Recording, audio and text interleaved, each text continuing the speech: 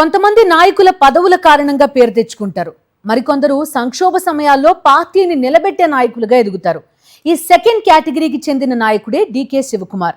ఒక ప్రాంతీయ నేతగా ప్రారంభమైన ఆయన ప్రస్థానం కర్ణాటక రాజకీయాల్లోనే కాదు, జాతీయ కాంగ్రెస్ లోనూ ప్రభావం చూపే స్థాయికి చేరింది. విధేయత, విశ్వాసం పునాదిగా తన రాజకీయ గ్రాఫ్ ని పెంచుకున్నారు డీకే. ట్రబుల్ షూటర్ గా టాప్ పొజిషన్ కి వెళ్లారు.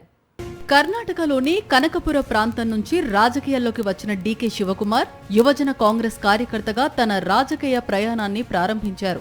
క్రమంగా ఎమ్మెల్యే, మంత్రి, పార్టీ వ్యూహకర్తగా ఎదిగారు. స్థానిక స్థాయిలో బలమైన పట్టు, కార్యకర్తలతో నేరుగా మమేకమయ్యే శైలి ఆయనకు ప్రత్యేక గుర్తింపును తెచ్చాయి. డీకే శివకుమార్ పేరు జాతీయ స్థాయిలో బలంగా వినిపించడం ప్రారంభమైనది కాంగ్రెస్ సంక్షోభ సమయాల్లో. ముఖ్యంగా కర్ణాటకలో ప్రభుత్వం ఏర్పాట్లు, ఎమ్మెల్యేల కాపాడటం, రిసార్ట్ రాజకీయాలు, కూటమి చర్చలు వంటి సందర్భాల్లో ఆయన కీలక పాత్ర పోషించారు. రాజకీయ సంక్షోభాలు వచ్చినప్పుడల్లా పార్టీ అధిష్టానం నమ్మకంగా చూసే నాయకుల్లో ఒకరిగా మారారు డీకే. మహారాష్ట్రలో విలాస్రావు దేశ్ముఖ్ ప్రభుత్వాన్ని రక్షించడంలో, గుజరాత్ రాజ్యసభ ఎన్నికల సమయంలో డీకే శివకుమార్ కీలకంగా వ్యవహరించారు.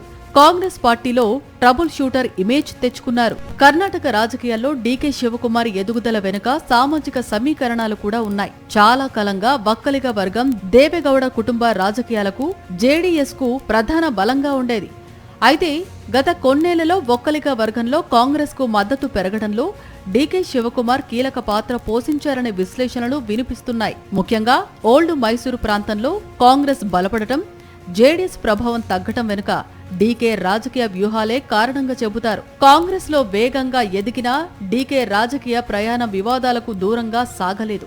ఆదాయపు పన్ను శాఖ, ఎన్ఫోర్స్మెంట్ డైరెక్టరేట్ దర్యాప్తులు, ఆర్థిక ఆరోపణలు తరచూ వార్తల్లో నిలిచాయి. ఈ కేసులు డీకేను బలహీనపరచడం కంటే కాంగ్రెస్ కార్యకర్తల్లో మరింత సానుభూతిని తీసుకువచ్చాయనేది చాలా మంది విశ్లేషకుల అభిప్రాయం.